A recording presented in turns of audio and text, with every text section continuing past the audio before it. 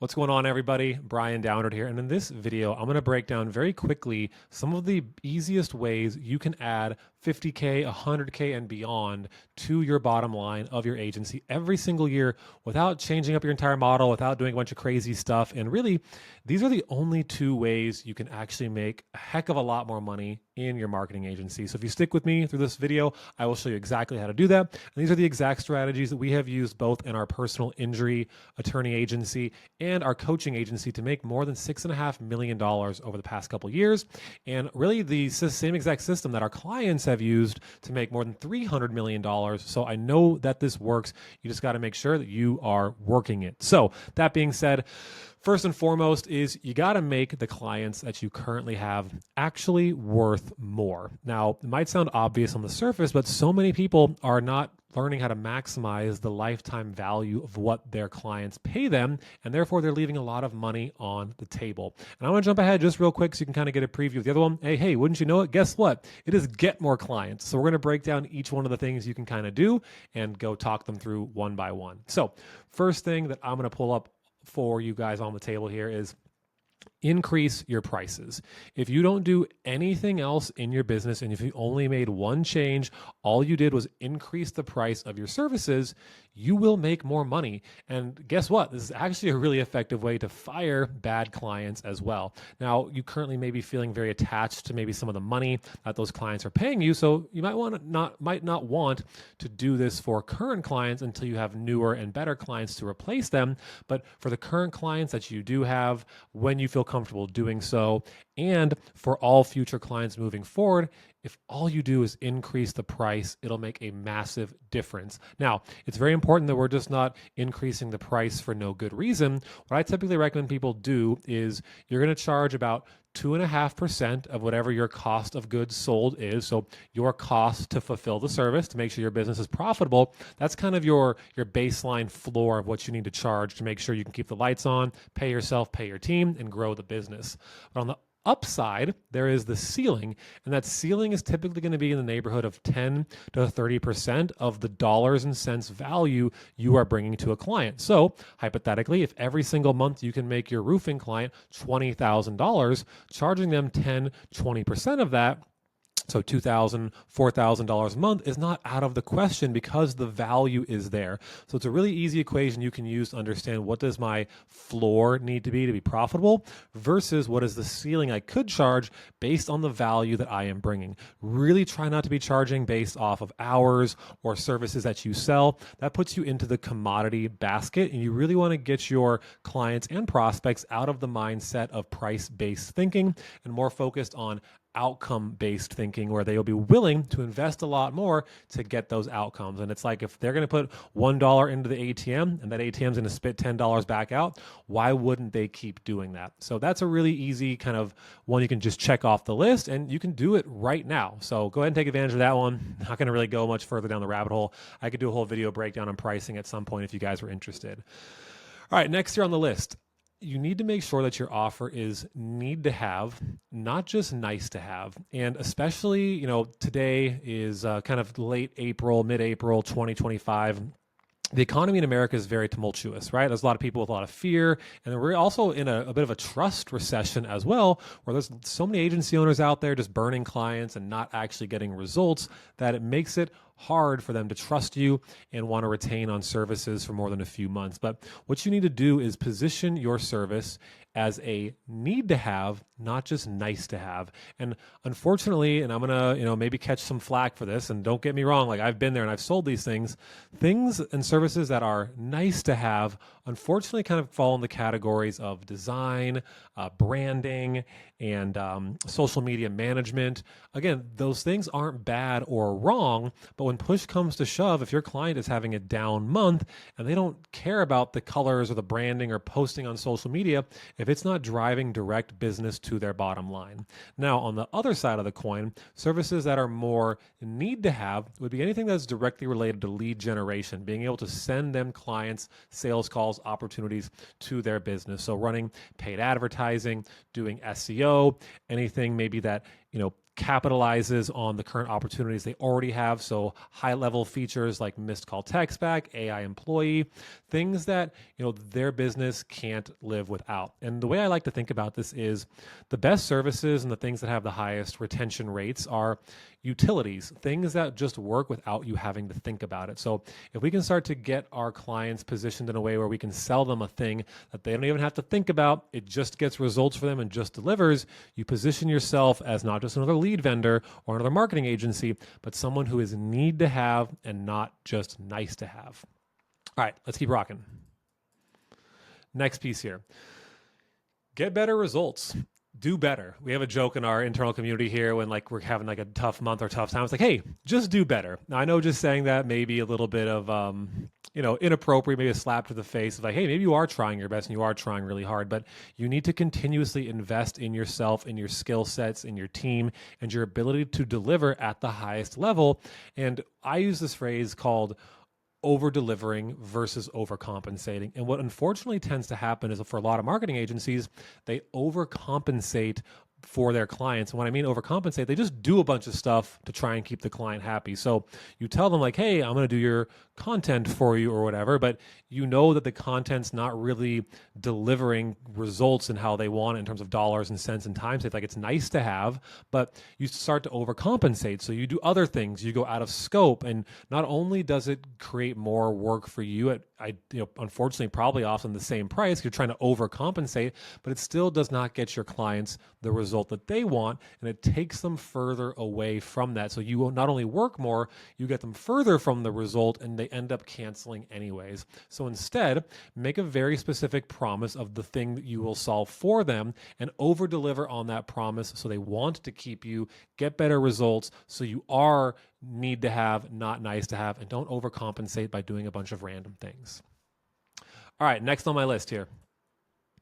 You should be incentivizing longer term commitments. Allowing people to go month to month can be very dangerous. I would strongly encourage you to ask for 3, 6, 12-month commitments. And then I'm going to jump to the next one as well, but reward that loyalty, right? Have a pricing structure that allows to, if they pay further in advance, that you will reward that loyalty. You give them a break on the price, additional time, extra bonus, right? I tend to prefer, instead of discounting, to add value when people sign up for a longer commitment. And both ways can work, but just make sure, again, your pricing is reflective of that equation I shared earlier, and you're not going upside down in your numbers just because a client's willing to pay a little bit longer. But really easy way to make your clients worth more money is to incentivize that longer term commitment and get them to make the longer term commitment simply by asking. If you ask for a 6-month commitment, whoa, that's too much, and then you can negotiate back to a 3-month commitment, okay, it's still better than a month-to-month agreement, right? So aim for the stars, land on the moon, as the saying goes.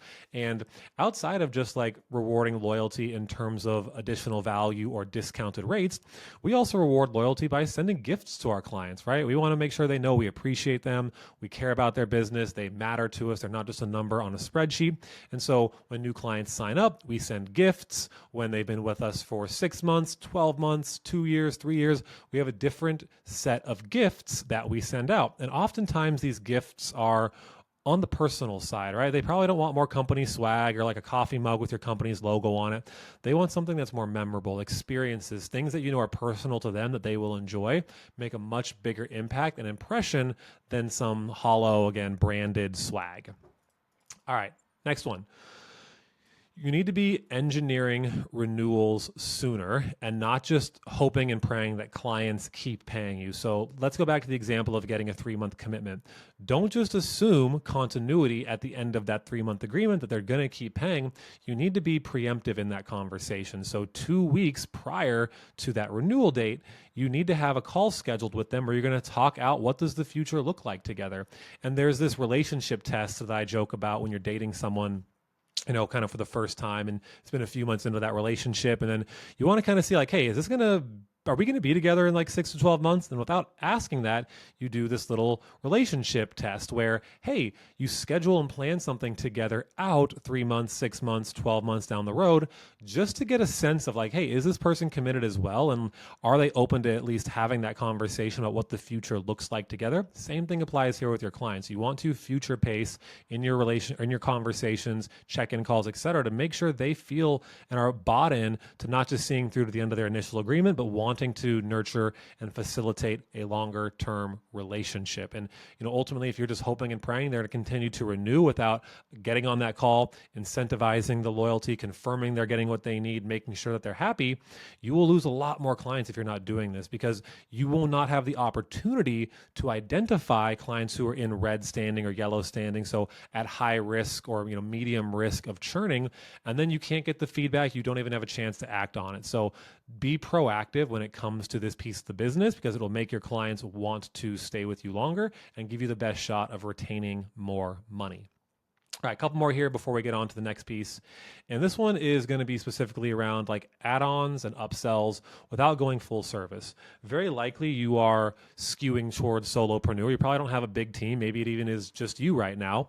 And what we tend to try and think we need to do is be a full service marketing agency and sell everything to everyone, but it creates complexity in your sales process and complexity in fulfillment. And so what I would encourage you to do is just find what the next thing they need to buy is. Don't sell all of the things. What is the next natural progression of the thing they would need to buy? So if you're selling reputation management, maybe the next natural thing they need to buy is local SEO. Or if you're selling paid ads, maybe the next natural thing you need to do is have a placement service where you're going to place an appointment setter or a VA in their business to call their leads. So what is the natural next progression?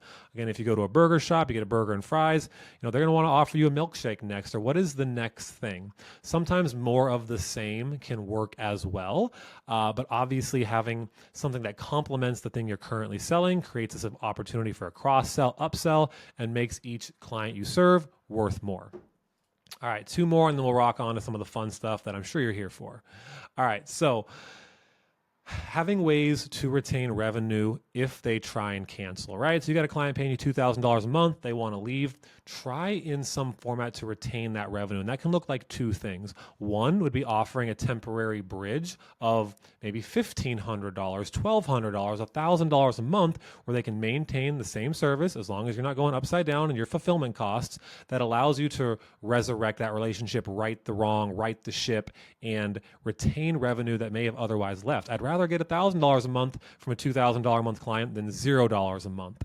And another really helpful way to do this is also layering on lower ticket SaaS components, so, or even like website management or whatever, something like a utility bill that if they're going to churn out of your $2,000 a month lead gen service, hey, maybe they still want the $300, $500 a month missed call text back, AI chatbot, reputation management piece that they can continue to pay for a lot longer term. That doesn't have as high of a ticket price for them, but allows you to maximize the relationship and the revenue per client and not let revenue just dwindle out to zero out the back door. All right. And last but not least is we want to make sure we're actually revisiting prior relationships with our clients. So lost client recovery. Have a process by which every 3, 6, 12 months, we are touching base with clients who have churned, assuming it wasn't like a total fire had like a shit show. I was trying to avoid saying shit show, but I'm going with it. And if you obviously burned that bridge, okay, maybe avoid that relationship. And if they're a bad client, don't go chase them down. But it's a lot easier to get someone who's already given you money to give you more money than it is to convince someone who hasn't given you money yet. So going back to people who already know you, like you, and trust you is a really powerful way to get some revenue back from those clients, bring them back on the board, and maybe things have changed. Maybe they're ready to do the next step or continue with your service. A good example of this is when I ran ads for patio furniture companies. That was a very seasonal business, and I would lose a lot of clients come wintertime. But I always had a way to, one, retain the revenue because I had a placeholder fee where I wouldn't go work with anyone else in their area. I wouldn't go pursue anyone else in the area. If they paid me $500 a month to hold their spot, and I do a couple of light things for them in the meantime, some strategy planning for the spring and the summer. And And then for those people who did churn out, I would have a follow-up call scheduled of when we could touch base again prior to spring, so I could be preemptive with getting that relationship back on track, getting them back on the roster, and getting them to continue to pay for my services. All right, cool. Let's jump down to the next piece, and this is how we're going to get more clients. Really excited about this. It's got some goodies inside, so stay tuned to the end. And I have a little bonus for you that I just kind of ruined right there, but you'll see. You'll get more details in just a moment. So first thing you can do to get more clients, I'll give you the easiest one first. Get referrals. The referrals are one of the easiest ways you can grow your business, and you need to get in the habit of, and this is as much for myself as it is for you, because I need to continuously beat this into my own brain, but asking for referrals more frequently and to more people.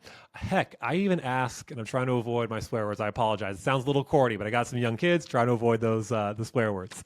But I have a process by which our appointment setters even ask the people that they set an appointment with who's not even a current client for a referral. And the way that you do this with someone who isn't a client yet would be through a problem-based referral ask versus solution-based. So when you have a current client and you've gotten them results, you can ask like, hey, do you know anyone else who might want similar results or who would be interested in that, right? That tends to be an easier ask. But with someone who hasn't become a client yet, or they just became a client, you can't ask them because they can't in good faith or good conscience give someone a referral for a solution they don't yet know works for them. So you instead ask it in a problem format where it's like, hey, do you happen to know anyone else who has XYZ problem who might benefit from having a similar conversation? And that way they can in good conscience then refer you. And it might only be 1 out of 5, 1 out of 10 people give you a referral, but those will add up over time. And every 100 conversations you have, if you get 10 more people who are referrals to come to you, those people are far easier to close and get into your business because the like and trust and know factor of the person that referred you is transferred to you through that introduction. So get in the habit of asking your prospects, new clients, and again, with new clients, it kind of has to be right after the sale. Otherwise, you're going to have to wait until they get that first milestone or first big win or excitement before you ask again. But you can ask right after the sale in the same problem format way. And then also, obviously, current clients, and have a process by which you're doing check-in calls. And when you identify clients hitting certain milestones, you activate that referral ask and incentivize them to send you those referrals. But this is going to be one of the easiest ways. And a lot of us know inherently like, yeah, duh, Brian, like you can get more clients from referrals. But really, are you asking? Are you asking consistently enough? I know you know, but are you willing and committed to doing it? Those are two different things. So go do that. All right, next. You really want to be specific about who you serve and how you serve them. What is the specific tangible outcome you provide? Again, this is kind of going back to the idea of trying not to be a full service marketing agency, because when you are everything to everyone, you tend to be nothing to nobody because you fall into this commodity bucket of like, yeah, we do all these things versus, hey, we help X avatar accomplish XYZ result. And it's a lot more specific and gives the people and prospects you're speaking to confidence you can do that for them because it feels custom. It feels like it's for them.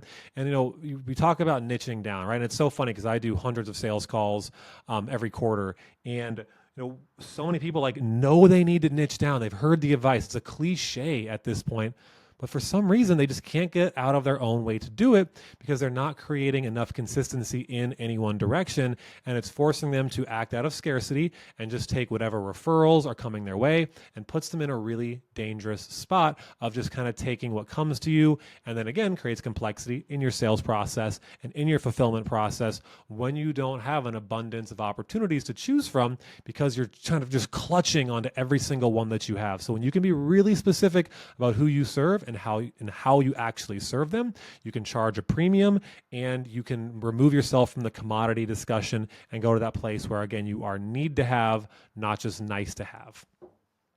All right, let's keep rocking. So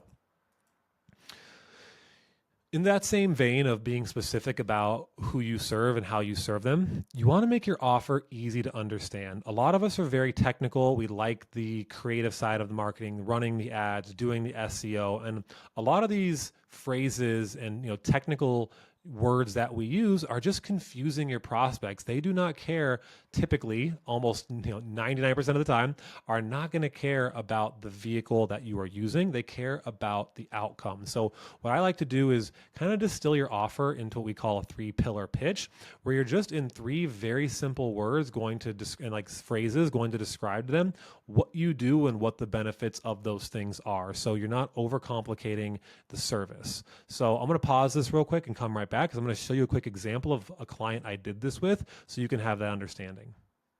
All right, so shout out to Ashton. This was an offer I helped him build out for residential painters. But this idea of selling local SEO to painting companies, right? Like, how do you explain that to them without confusing them? So 3 kind of pillar pitch we established here was rank to win, get found on Google with top tier local SEO and reputation growth, automate your follow-ups, you're never losing another lead through smart workflows, automations, review prompts, missed call text back, and then just book more jobs. That's the outcome, right? And so it's really easy to understand. Cool, you rank higher on Google to win more customers, you automate the follow-up, and then you can book more jobs more profitably, less headaches. And it explains what you do in such a succinct way that it's easy for anyone to quickly understand that and understand the value. And if you want to add a little bit of a bonus here, I always like adding on a metaphor too, because the metaphor helps them understand maybe a complex topic in their mind in a very simple way. So, this is a lot like building a faucet. You can turn it up, down, on, off, and get the flow of opportunities and control you want, rather than having to rely on lead brokers or just word of mouth and referrals. So this, again, will help you make your offer easier to understand, and also just really try to make it easy for them to purchase as well, right? So easy to try, so sales become easier. Examples of this could be what we call a love it or leave it offer. So a love it or leave it offer is going to be something where they can try your offer for a shorter period of time, maybe even at a lower price, maybe even higher price. We actually go higher when we do the love it or leave it. We call it a Leoli.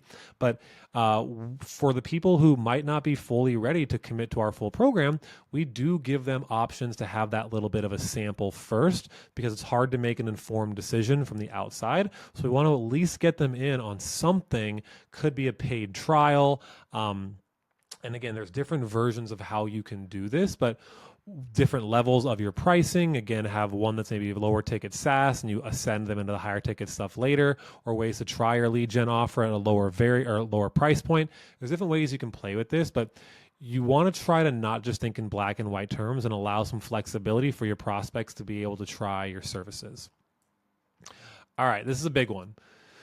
You need to actually be able to increase the capacity of your business to be able to serve more clients. If you are currently doing 90% plus of the fulfillment yourself, or even 50% plus of the fulfillment yourself, this is not a sustainable way to grow. You will get to a place where you start to burn out and you reach a ceiling of what you can actually handle in terms of clients. Because if every time that you sign up a new client, you have to drop everything that you're doing to onboard them, to fulfill for them, to finish the project, you take yourself further and further away from acquisition. You're not able to spend the time necessary to go get new clients because you're too busy serving the ones that you had. There's this classic anecdote of a housekeeper's house is the dirtiest. They're so busy cleaning everyone else's house, they have no time to clean their own. And this is classic in the marketing space, where you're too busy marketing for your clients, you've got no time to market for yourself, and thus you hit a ceiling a lot quicker than some of your peers who have learned to hire people to do the work and or leverage white label service providers to do the work for you. Now, if you want to move quickly, love white label service providers. That's the quickest path. But long term, we do encourage you, and what our model is, hiring in-house, because you have more control over the quality and you have better margins long term when you do that in-house team. So you've got options. It kind of just depends on where you're at, but you need to be able to increase the capacity of the amount of clients you can serve without it requiring more hours from you every time you make a sale. All right, so now here's kind of the buckets of things you can do to get more clients. It's going to be contextual based on where your business is at, who you serve, how much money you've got at your disposal to be able to grow the business. But one of the things that, a lot of people tend to lean away from, and it is my favorite. That's not true. It's my second favorite, but for a long time it was my favorite, is outbound. Because outbound is this one thing that you have the most control over. You can go do what you got to do, put yourself in front of people, send emails, send social media DMs, go show face at businesses, pick up the phone and call people. You can manufacture your own luck by going to people. I have another phrase here, and I'm going to give you a lot of my talk tracks, but outflow creates inflow. If you want an inflow of clients, you want an inflow of opportunities, you need to be outflowing. Even if you're running paid ads, don't just hope that the leads all book on your calendar and magically show up. You need to be outflowing to them. Call leads when they opt in to get them to book if they haven't self-booked. Call self-booked people when they book to make sure they're actually going to show up. But you need to get into this place where you feel comfortable and you have so much belief and conviction in what you do that you feel like it would be a disservice by not getting in front of more people and letting them know about it, because it is your obligation to get them the help, because if you don't help them, they risk staying stuck or going backwards in their business. When you can actually believe that in your bones, it'll give you the confidence and conviction you need to go do the outbound and do the things that a lot of people think are uncomfortable, but are one of the fastest ways you can grow your business, especially in the early stages of it. Now, to me, outbound is really all a means to an end to be able to run inbound ads. So running inbound ads is going to be, in my opinion, the most consistent day-to-day way to be able to pick up opportunities and clients. Now, people always like to ask, like, well, what budget should I spend? So I love this question because there's the fake answer and then there's the real answer. The fake answer is, and it's not really fake, but bear with me, you need to be spending probably about $1,500 to $2,000 a month at a minimum to get enough data and a feedback loop going quick enough with Facebook in order for it to tell you, hey, this is working, this is not. Because if we're spending like $1,000 a month or less, we tend to not get enough data back quickly to make informed decisions, and it just takes a lot longer and you feel like it's not working. So be prepared to spend about $1,500, $2,000 as the upfront investment to get the data and the insight back. That action that creates data will create optimization, and optimization will create better action. But this is the most consistent way to grow a business, in my opinion. Obviously, there are more costs associated with it, but it's one of the most powerful things you can do. Now, while inbound is probably the most consistent and best way, the most cost-effective way, and probably the, if I had to put one at the very, very top, it would still probably be inbound, but in a close second to that would be affiliates and strategic partners. So this would be teaming up or partnering with someone who already has an active customer list, not just an audience. Like that can work, like getting interviewed, doing podcasts, and things like that. That's okay. But I'd prefer to team up with someone who already has an active customer list of the people you can serve. So someone who sells your same industry a complementary service will make a huge difference in your ability to be able to attract a person who's already willing to spend money on something, and they just need a little bit of extra help, right? So a couple fun examples of this were, one of our clients, Arij, she partnered up with a franchise who already had a bunch of dental clinics in this franchise, and they just referred her franchises every single month. Another client of ours, Austin, he worked with chiropractors, so he partnered up with the manufacturers of red laser therapy machines because they already had hundreds of chiros across the country. They'd send him chiros every month, or sponsoring events, or for me, partnering with patio furniture manufacturers to get in front of patio furniture retailers. Finding people who already have some type of access to the customers you want to serve and establishing a relationship where you can kind of send them a kickback for that is a really powerful way to get customers. Now, Alex Hormozy has this really great frame around, instead of just giving them a kickback, say like, oh, we'll give you 10 or 20% of anyone you send our way. Like, that's okay, but it's not super incentivizing. Instead, what he recommends, and I like this idea as well, give your affiliates, your strategic partners, a month of your service, whatever that thing is, for free to them to sell at whatever price they want, and they keep all the profit, or bonus it in with their services. So let's just use an example of like, you work with, med spas, and there's this local, accountant that works with med spas as well. Like, hey, most of my businesses are medical. I specialize in medical practices for accounting. And you can say, hey, instead of giving him 10, 20% of every deal that comes through or he passes your way, say, hey, for every client you sign up, give them 1 month free of my service, and you can charge whatever price you want. You can give it to them for free as a bonus, as an incentive for signing up. You keep all that money though, and I will deliver that service for free. Obviously, if there's ad spend involved, you're not going out of pocket for this, and it could be a little out of pocket depending on what your fulfillment costs look like. So ideally keep those really low on these types of offers, to the utility bill, where it's like maybe a couple $100 a month that it might cost you to fulfill for this. And then that way, when 1 in 3 people retain on that, your cost per acquisition is still likely going to be less than what it would cost to run paid ads. And again, paid ads, you can probably get your cost per acquisition once dialed in the ballpark of $400 to $800. On the high end, maybe $1,000 to $1,200 or $1,500. All kind of depends on your price and what you're selling, but that's a good safe kind of ballpark. But let's say, again, it costs you $100 a month to fulfill some SaaS offer for a client, and someone else is giving that away for free, and 1 out of 3 retain, your cost per acquisition is only $300 now. So that's a really powerful way to leverage other people's communities to get in front of them and have them send you customers. Obviously, we already talked about referrals, but this would be the other kind of word of mouth category, where you can have people send other people your way. I'm not going to over explain that one. We already went through it. All right, so the rule of 100 for 100 days. This is the idea of you should either be spending $100 a day on ads or doing 100 outreaches per day over the course of 100 days. And if you do that, there is literally no way you can't get clients and grow your business. And again, it's this concept of you need to commit to be outflowing to create inflow. Now, if I was going to give you a hypothetical, like really easy example of what a mix of this could look like, it would be you're going to send 25 LinkedIn messages a day, 25 Facebook DMs a day, 25 Instagram DMs a day, and then 25 phone calls per day to the people you have already done outreach to, referencing that message. So it becomes a lot less of a cold call and more of a warm call.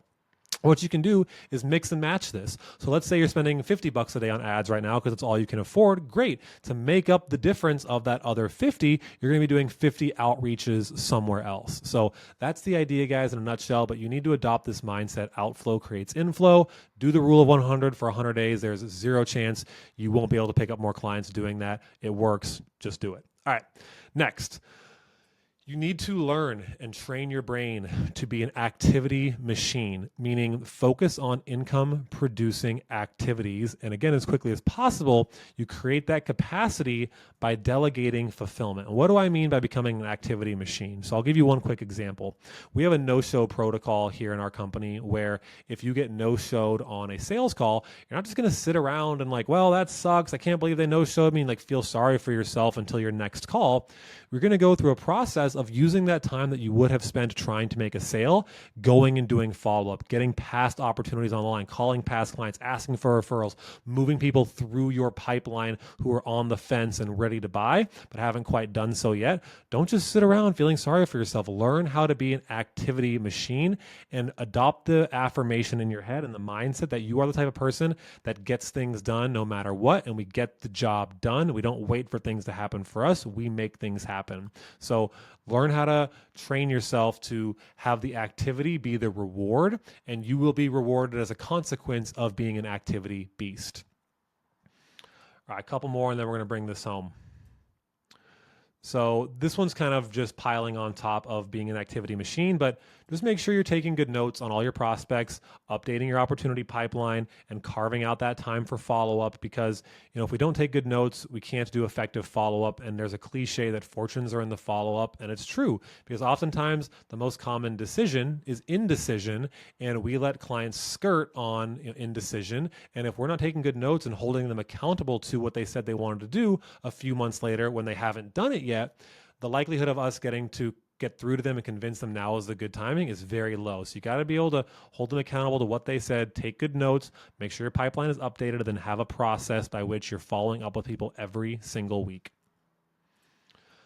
All right. Another one.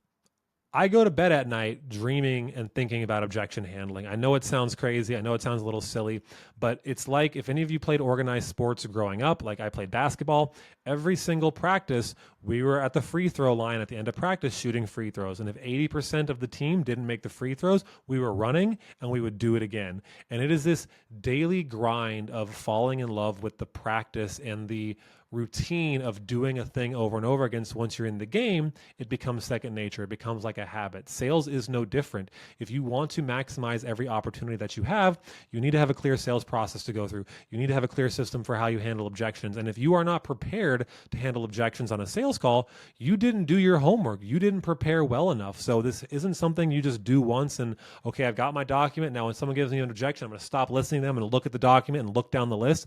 No, you need to practice it so it comes off naturally and you can communicate in effective ways that allow people to get past their concerns and make the investment, and not just wing it on every single sales call saying something different every single time. Have a process. I've got a couple of videos on this on my channel. Obviously, you can go check those out. I highly recommend it. And we'll keep rocking through this. A few more. We're going to get to the bonus here in just a moment. All right. So flexible financing and payment options, right? Oftentimes people, might not be able to afford what you're selling. So having funding partners, financing options which they can leverage, and or more flexible in-house payment options. Again, if you're going to let them spread it out over a longer time horizon, maybe you charge a little bit more because you're not a bank. You need to have some insurance in case they default on future payments. But allowing flexible financing and payment options will give more people the opportunity to be able to work with you. You'll be able to collect more money, close more deals. It's a powerful thing you need to do. Again, I could do a whole video on this alone. I'll just leave it at that for now. All right, last one here before we jump down to the bonus. Here we go. You want to hire support, not saviors. What does that mean? I believe in my bones that as an entrepreneur, sales is one of the most important skills you can have. The ability to manufacture demand and close clients for your business so you know how to fish for yourself and you are never having to rely on someone else to fish for you.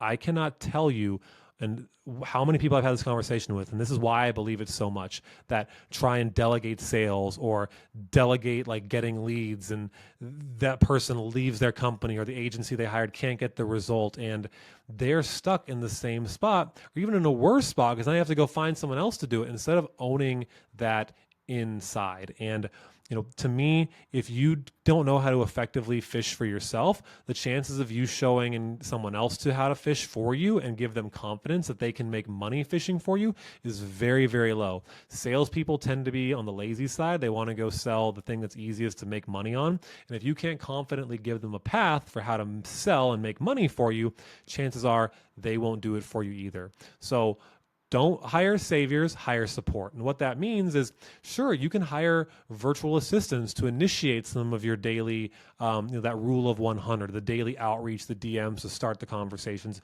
You can hire some appointment setters to hit the phones with you, call booked leads, make sure they're showing up. But don't abdicate responsibility for actually making sure you get people to show up to the appointments and you make sure you know how to close your own deals, or you will leave a lot of money on the table and wonder why you are stuck for years at a time, because you have been avoiding one of the most important parts of entrepreneurship, which is understanding how to actually make sales. You can eventually hire salespeople once you know how to fish for yourself. I just would not try and jump there too soon, or you put yourself in a really precarious spot, relying on someone else to dictate one of the most important parts of your business.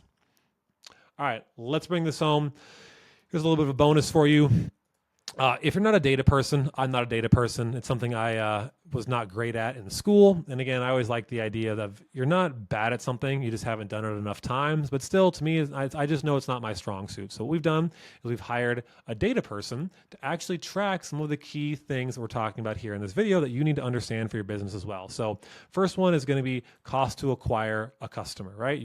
They call it CAC. So really simple equation. You're going to take all of your sales and all of your marketing cost, and you're going to divide that by the number of clients you get on a monthly basis. That'll give you an idea of the dollars that you are outflowing to your marketing, to your sales, divided by how many customers you got, what it's actually costing you to get a customer. And it's very important to know because it will give you a parameter for how much you can spend to acquire them and how to get that lower, and make sure it's not totally out of whack, because you typically want to have a cost to acquisition around 20 to 25% of a total lifetime value of a customer. And if you're going higher than that, you can get upside down in your business pretty easily. So make sure you understand these metrics and know how to make decisions based off of them and keep that lower and lower. But also consider that the lowest cost per acquisition doesn't always equal the highest lifetime value. So you have to kind of take a bit of both and take it with a grain of salt, depending on where you get your clients from. Because I just spoke to someone the other day, and they're getting customers from the BBB, the Better Business Bureau, but they take 40% of the sales. That's all of your profit margin. You can't run a sustainable business when someone else is taking 40% off of the top, and you're not even charging that much to begin with. Your lifetime value will not match that, and you will inevitably end up in a tough financial spot. All right, next is lifetime value, LTV, pretty straightforward. This is basically the monthly rate a client pays you multiplied by the lifespan of that client. So a client pays you on average $2,000 a month for 6 months. That's a $12,000 lifetime value. Now, it's going to be a little different for every client, right? So you're going to need to understand the individual lifetime value of every client so you can start to get an average sense of that. But again, this will help you understand what you can spend to acquire those customers. And the higher you can get that lifetime value, the more you can spend to acquire customers, which puts you in an advantageous position. And the last, but certainly not least, is your churn rate, right? So this would be how many clients you lost at the end of the month divided by how many clients you started the month with. This isn't going to necessarily be counting new clients that you signed up with, just how many you started with, and then you take it and divide that from how many clients you actually lost. And this will give you an idea of a churn rate, because we want to make sure our churn rate is obviously as low as possible. So 10% tends to be the average. If you can stay around that average, and let's say again you have 10 clients a month, on average you churn 10%, so you lose one client. You need to know that, hey, I at least need to bring on one client a month to maintain this and stay and break even, or 2 clients a month so I can make sure that I'm growing. But obviously when you get to 20 clients a month, now if you're still churning at 10%, that's 2 clients you lose a month, so you have to start getting 3, 4 clients a month to maintain and get ahead of that churn rate. So again, this is a little bit more on the complicated side. If you're not making more than like $10,000, $20,000 a month in the agency, I probably wouldn't be worrying about these things right now, and I'd be really more focused on how you can become an activity machine and be outflowing to create inflow. But as you kind of scale up, these numbers become more and more important to understand. So I hope this video has been super helpful for you. I'm going to jump to my next sales call and go help someone else here who can use our services. And if you would like to see some of our services and how that works, go check out the link in the description. And if you just want to hang out here on YouTube for a while too, get some more free content and see what we're all about, that's cool as well. Do me a big favor. If you like this video, hit the thumbs up, hit the subscribe button, come back later. We're going to be putting out more content and growing this thing. So I appreciate you being along for the journey, and I'll see you on the next one.